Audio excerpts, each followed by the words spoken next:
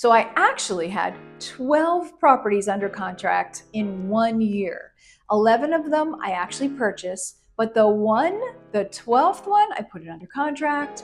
I went to the property. I looked at it. I'm like, I fell in love with it. I'm like, I love this property. I loved everything about it. I loved how I could walk around. There was a lot of parking. It was in this gorgeous neighborhood, but it happened to be a mixed-use building that had a dental office and 2 residential places.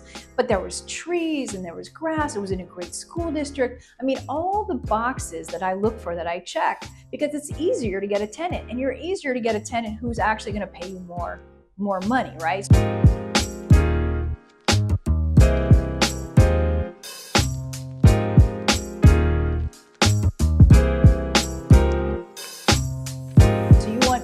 you want to buy low and rent high. That's the strategy. And so I looked at this building and I thought, okay, I could renovate this. I could even turn this dental office into a residential unit. I'd have to make sure that I went to the city and checked on zoning if that was going to be allowed. But all the things were happening in the right order. I had purchased, yes, several other properties from this seller, one from her aunt, and then she called me because I was so easy to work with and said, hey, I've got another property. And she goes, I think you're going to love this one.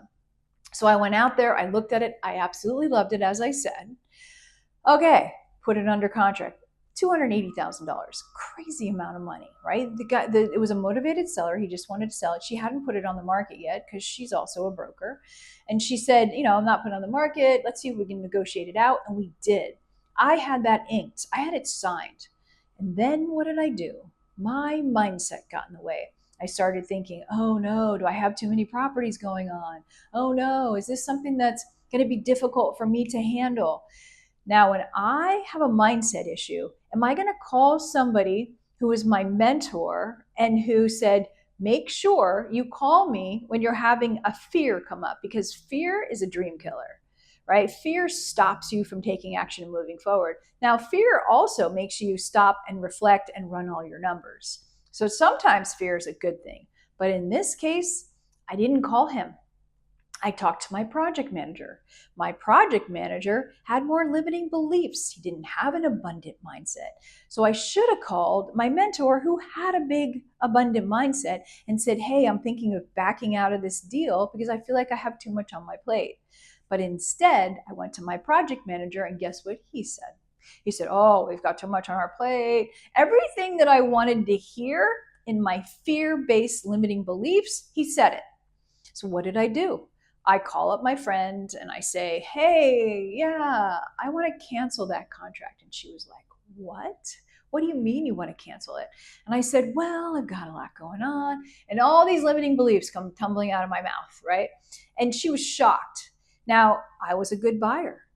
I made it easy for her. So she probably said that to her seller. And her seller was like, okay, great. If she's an easier buyer, if this is what we can do this quickly, no drama, no hassle. What did I just become?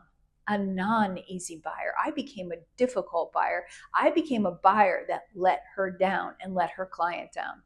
So she had to call up that guy and say, by the way, she wants to cancel. And 2 important things happen. One thing is, I no longer had anybody walking in my door. It's as if I stopped my own momentum.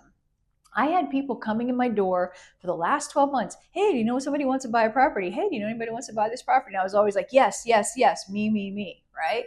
But since I said no, it actually put out this message that said, I am no longer an intentional buyer. I am no longer a really great buyer. And so all those deals stopped coming to me. That's the one thing that happened. The second thing that happened was she walked into my office literally a week later and she said, by the way, just put that property on the MLS. You had it under contract for $280,000. I just got an offer for $380,000. What? I could have made $100,000 in a week. But because my mindset got in the way and I had a limiting belief, everything went right out the window. Just a little food for thought.